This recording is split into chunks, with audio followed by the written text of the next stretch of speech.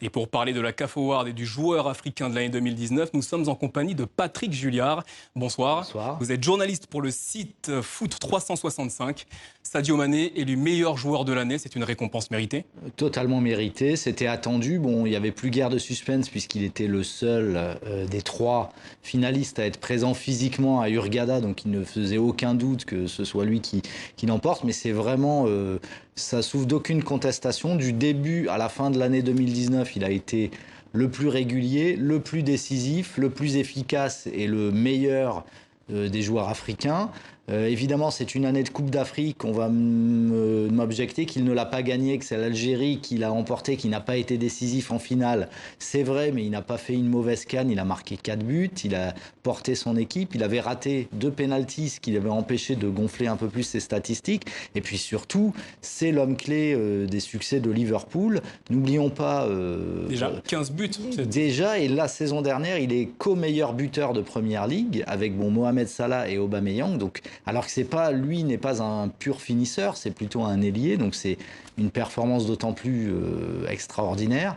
Et puis c'est le joueur clé, c'est le joueur qui a pris un petit peu l'ascendant sur Mohamed Salah, qui était lui le meilleur joueur de Première Ligue la saison précédente, Ballon d'Or africain sortant. Mais sur cette année 2019, c'est plus Sadio Mané qui est vraiment le joueur clé, le joueur décisif. Et la preuve, en finale, Liverpool ne gagne. C'est pas une grande finale de Ligue des Champions, mais c'est grâce à Sadio Mané que Liverpool obtient ce penalty qui s'avérera décisif pour le sacre. Donc Sadio Mané mérite amplement ce trophée. Alors il faut rappeler que Mo Salah était également en lice.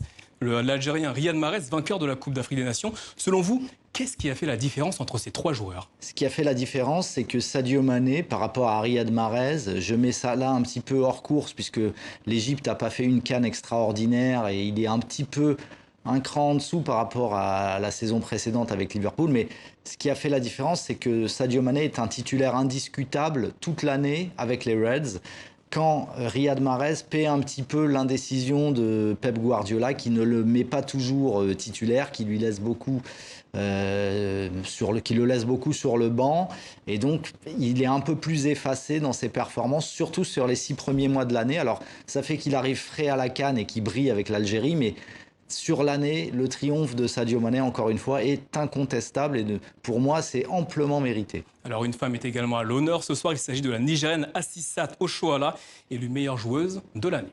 Oui, alors ça me surprend un petit peu parce que sur les 3 finalistes, j'aurais plutôt vu la Camerounaise Ajaran Chout l'emporter, mais Oshoala, c'est vrai, a été une des joueuses les plus en vue du Nigeria à la Coupe du Monde, même si, encore une fois, elles n'ont pas fait une Coupe du Monde aussi bonne que les Camerounaises. Et en plus, elle joue au FC Barcelone, ce qui est quand même une carte de visite supérieure à celle des autres finalistes en termes de carrière en club. C'est une joueuse plus confirmée aussi, plus connue, et ça permet de donner quelque chose au Nigeria, qui a été quand même 3e de la CAN cette année et qui n'avait pas du tout été distingué chez les hommes. Alors un dernier mot rapide avec le meilleur entraîneur de l'année qui a été décerné à l'Algérien Djamel Belmadi.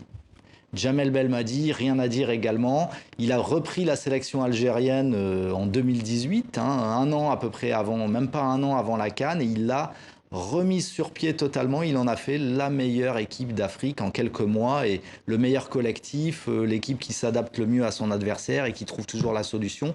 C'est en grande partie grâce à ses qualités de tacticien, donc ce prix aussi est mérité. Il a emmené les Algériens au sommet. Merci Patrick Julliard, je rappelle que vous êtes journaliste pour le site Foot 365. Merci à vous.